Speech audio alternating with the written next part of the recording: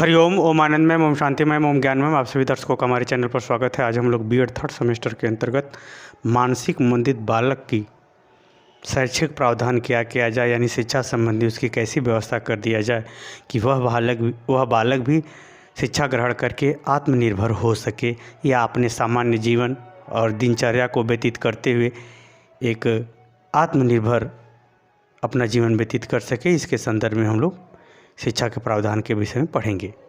तो अगर हम मानसिक मंदित बालक की बात करें तो सामान्य रूप से जो बालक सामान्य बालकों से पढ़ने, लिखने, सोचने, समझने, शैक्षिक उपलब्धि, ज्ञान, स्मृति क्षमता इत्यादि में कम रहते हैं, ऐसे बालकों को क्या कहा जाता है? सामान्य रूप से मानसिक मंदित बालक कहा जाता है। इसमें भी 3-4 कैटेगरी है, जिसमें सामान्य से थोड़ा कम, एक फिर सामान्य, फिर उसके बाद गंभीर, अति गंभीर, इस प्रकार से 4 प्रकार के मानसिक मंदित बालक बताए गए हैं।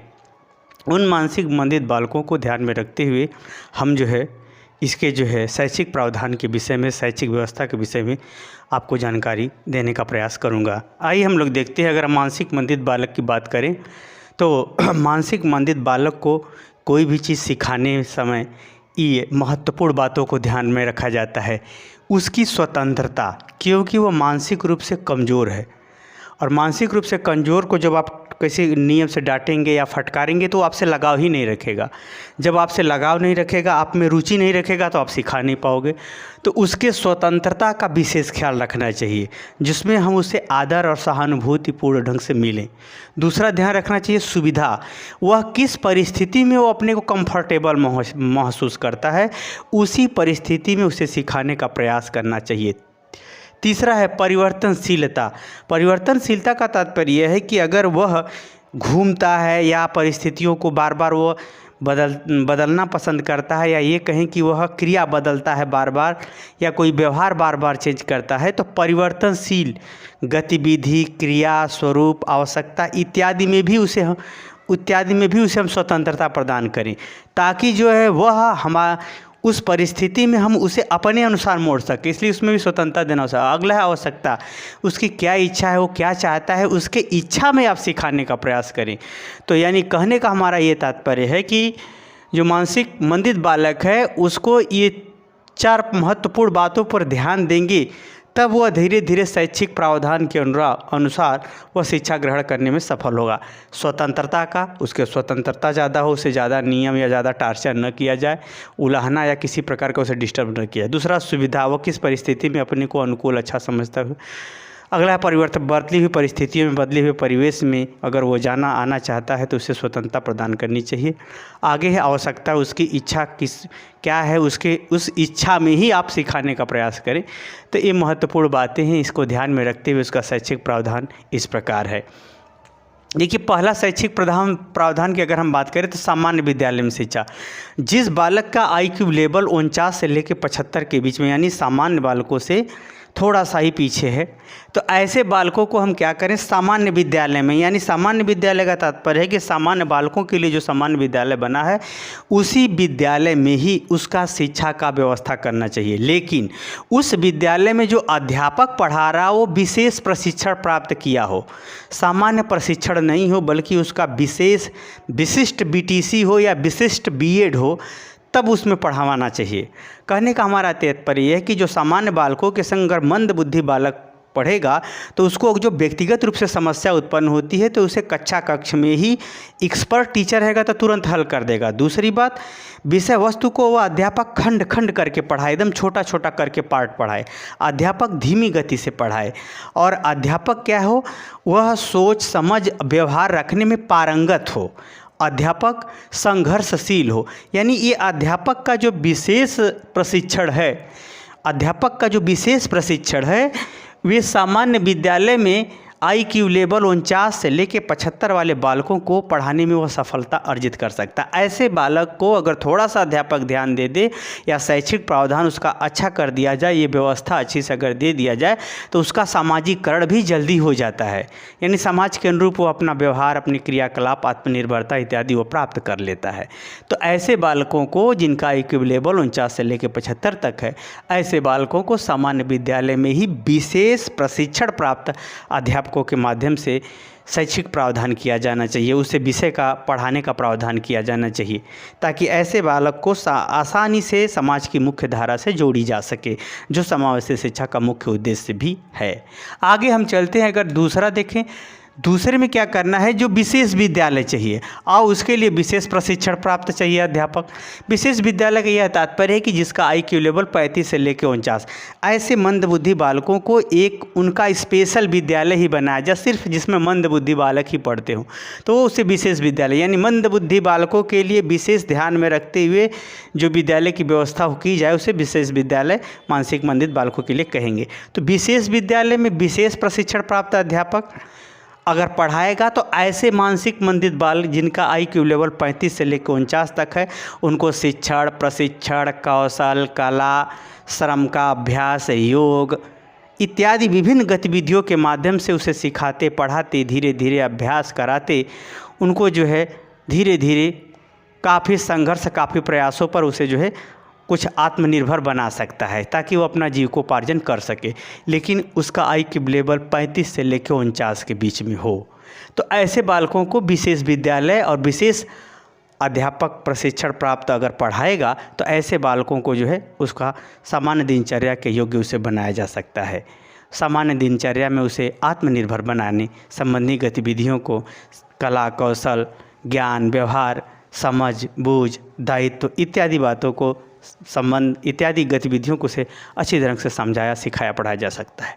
आगे चलते ही आवासीय विद्यालय।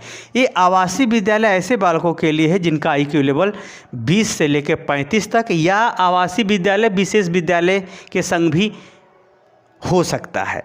तो जब अगर विशेष विद्यालय है और उसके संग आवासीय विद्यालय आप लगा देंगे तो 35 और 49, यानी विद्यालय भी हो, उसी में रहना भी हो, हॉस्टल भी उसी में हो, तो ऐसे बालकों को तो जल्दी आप सिखा सकते हैं। लेकिन जिन बालकों का IQ लेवल 20 से लेकर 35 के बीच में है, ऐसे बालकों को यदि आवासीय विद्यालय में रख दिया जाए तो काफ़ी जो है इनके अध्यापक के देख रेख में उनका जीवन व्यतीत होता है, या उनका पढ़ाई लिखाई शिक्षा व्यतीत होती है, जिसके कारण से ऐसे बालकों को धीरे धीरे सिखाया जा सकता है। लेकिन ऐसे बालकों को सिखाना एक बहुत बड़ी तपस्या, एक बहुत बड़ी लगन, एक बहुत बड़ा प्रयास का ही प्रतिफल होता है, जिसमें हम कोई उसको कला, प्रशिक्षण, ज्ञान, भाषा इत्यादि को सिखा सकते हैं। तो आवासीय विद्यालय तो इन ऐसे बालकों के लिए तो बहुत लाभकारी सिद्ध होता है। लेकिन अगर अन्य यानी 35 से लेकर 49 वाले IQ लेवल, 49 से लेकर 75 वाले अगर IQ लेवल वाले को, बच्चों को अगर आवासीय विद्यालय नहीं मिलता है तो उतना ज़्यादा नुकसान नहीं है। लेकिन जिनका IQ लेवल 20 से लेकर 35 के बीच में है, अगर ऐसे विद्यार्थियों को अगर आवासीय विद्यालय नहीं मिलता है तो बिल्कुल वह नहीं सीख पाते हैं, वो बिल्कुल क्या होते हैं, नहीं सीख पाते। अगर इसके नीचे की हम बात करें तो अगर 0 से लेकर 20 तक का अगर IQ लेवल वाला जो बालक है, वो तो एकदम मूढ़ बालक होता है, महामूर्ख बालक होता है, जिसको अपना ही शरीर का, दिनचर्या का कुछ भी अता पता या कोई ध्यान, कोई रुचि, कोई इच्छा इत्यादि नहीं होते। तो ऐसे बालकों को जो अगर हम बात करें तो ऐसे बालकों को जो है सामान्यतः परिवार में ही उसके दिनचर्या यानी नहाना, धोना, साफ सफाई इत्यादि बातों को सिखाना चाहिए। उठना, बैठना, बोलना इत्यादि घर में ही उसे सिखाने का प्रयास करना चाहिए। और ऐसे बालकों को परिवार में या किसी प्रशिक्षण, हस्त कौशल संबंधी, कताई, बुनाई, कढ़ाई इत्यादि संबंधी बातों को उसे सिखाया जाना चाहिए। और ऐसे बालकों का तो भी भाषा का विकास भी नहीं हो पाता, वो बोल भी नहीं पाते अच्छे से, कोई बात कह ही नहीं पाते हैं, तो समझेंगे क्या, समझाएंगे क्या। तो भाषा के भी विकास पर घरेलू सदस्यों के सहयोग द्वारा उसका भाषा का विकास करना चाहिए।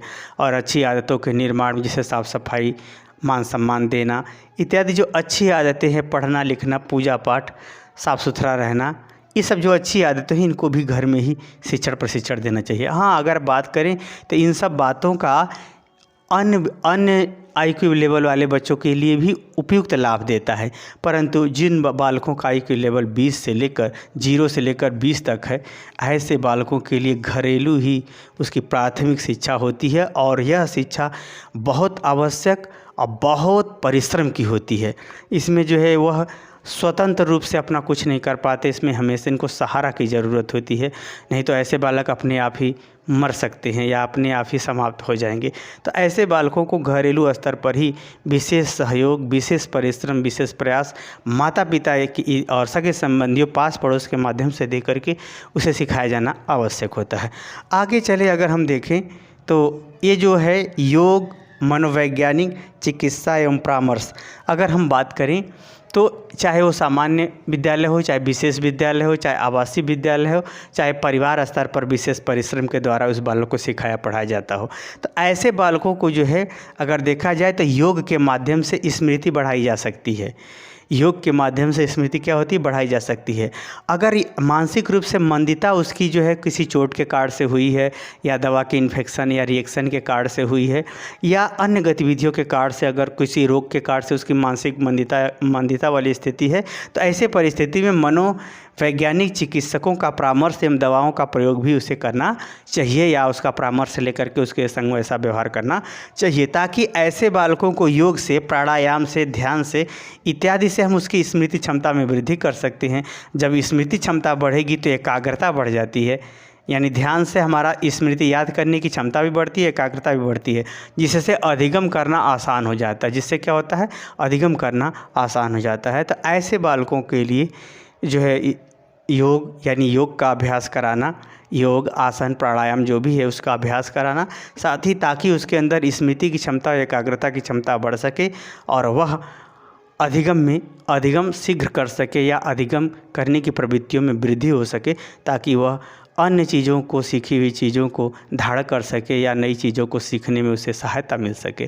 तो इन सब बातों को ध्यान में रखते हुए, क्रियाकलापों को ध्यान में रखते हुए, उसके आदतों का, उसके भाषा का, उसके हस्त कौशल, प्रशिक्षण, दिनचर्या इत्यादि संबंधी बातों से परिपूर्ण या अच्छे ढंग से सिखाते हुए उन्हें विभिन्न विद्यालयों में दाखिला करा करके उनके विषय वस्तु का ज्ञान देना चाहिए। सामान्यतः ऐसे बालकों को प्रशिक्षण संबंधी, जो छोटे मोटे हस्त कौशल के प्रशिक्षण संबंधी गतिविधियां होती हैं, अगर उसमें ज़्यादा उनको बढ़ावा दिया जाए तो जल्दी ही या धीरे धीरे अभ्यास के माध्यम से ही वह उसको सीख जाते हैं।